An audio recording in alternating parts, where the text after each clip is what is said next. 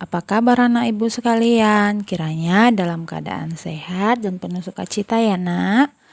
Pagi ini kita kembali lagi pada pelajaran pendidikan agama Kristen dan budi pekerti.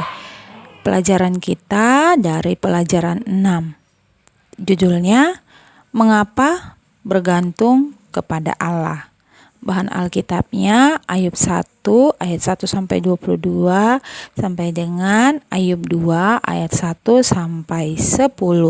Sebelum kita memulai proses pembelajaran kita, mari kita berdoa biar Tuhan hadir di tengah-tengah proses pembelajaran daring kita. Mari kita satukan hati kita tundukkan kepala.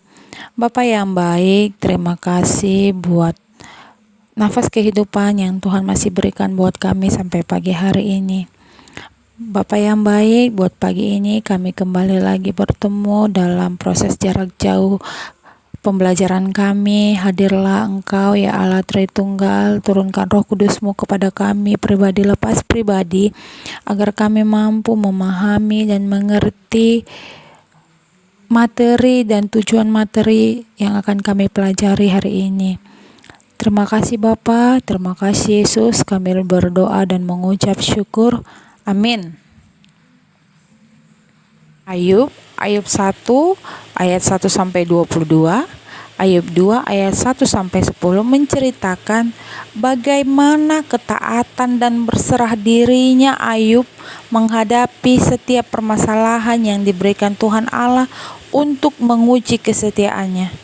Ayub yang seorang paling kaya yang tinggal di kota Uz, yang mempunyai 7 anak laki-laki dan 3 anak perempuan, yang memiliki kambing domba 7.000 ekor, unta 3.000 ekor, lembu 1.000, dan keledai betina 500 ekor.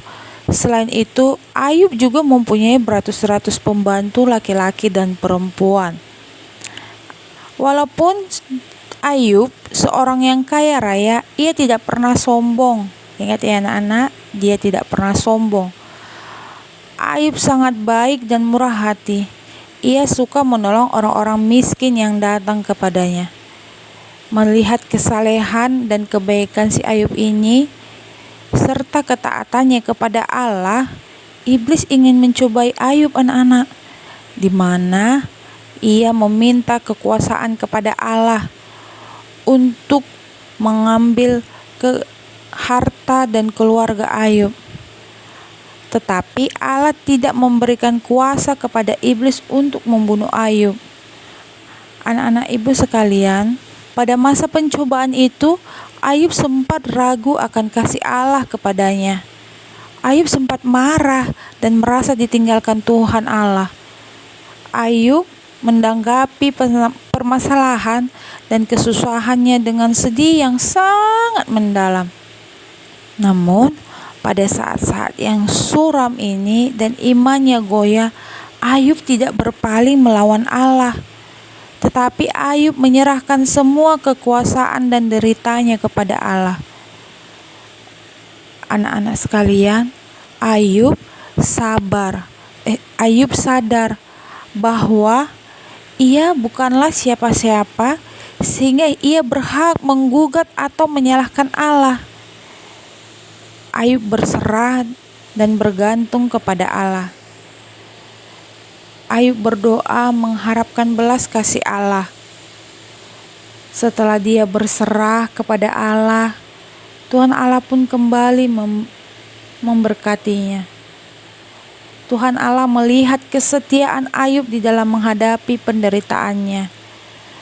Tuhan Allah melihat bagaimana kesetiaan, bagaimana ketaatan Ayub ketika dia menghadapi persoalan hidupnya.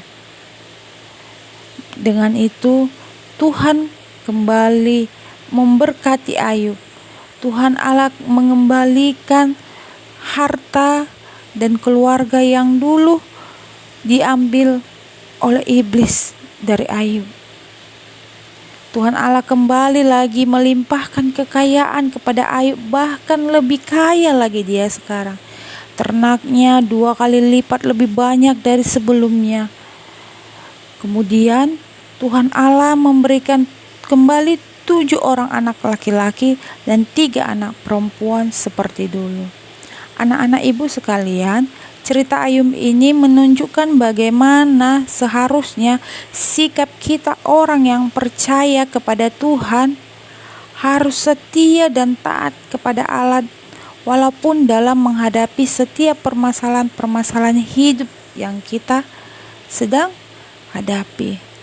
Sekalipun kita sedang menghadapi musibah atau penderitaan atau kesengsaraan yang hebat, kita harus tetap menerima dan menjalaninya sambil memohon kepada Tuhan untuk memberikan kita kekuatan, dan kita menjalaninya untuk Tuhan mau mendengarkan keluh kesah kita, supaya kita tetap setia dan taat kepada Tuhan. Kita berdoa di dalam doa kita agar Tuhan memberikan belas kasih-Nya sehingga kita bisa keluar dari masalah, dari kesengsaraan yang kita hadapi. Nah, anak-anak ibu sekalian, dari cerita Ayub tadi kita bisa menarik sebuah kesimpulan bahwa bergantung kepada Tuhan adalah bersandar dan mempercayakan seluruh hidup kita kepada Allah yang hidup, yang telah turun ke dunia melalui Tuhan Yesus.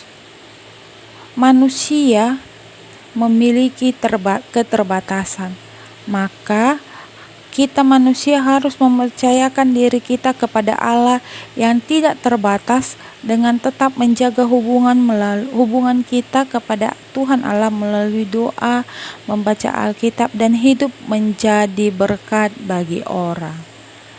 Anak-anak ibu, alasan yang membuat manusia bergantung kepada Allah adalah manusia adalah makhluk yang terbatas. Allah yang telah menciptakan kita, Allah yang memberikan kita nafas kehidupan. Hidup dan mati kita ditentukan oleh Tuhan Allah. 2. Tuhan Allah penyelamat hidup kita. Hanya Allah yang dapat menyelamatkan kita dari dosa-dosa dan kesalahan kita melalui pengorbanan Yesus Kristus di kayu salib. 3. Tuhan adalah penolong kita yang setia. Menurut 2 Tawarik 14 ayat 11 yang isinya, tolonglah kami ya Tuhan Allah kami, karena kepadamulah kami bersandar. Allah adalah satu-satunya sumber pertolongan kita ketika kita menghadapi kesulitan. Yang keempat, segala sesuatu berasal dari Allah. Semua yang ada di dunia ini bersumber dari Allah. Allah yang menciptakan. Demikianlah penjelasan ibu mengapa bergantung kepada Allah. Nanti dirangkum ya nak. Terima kasih.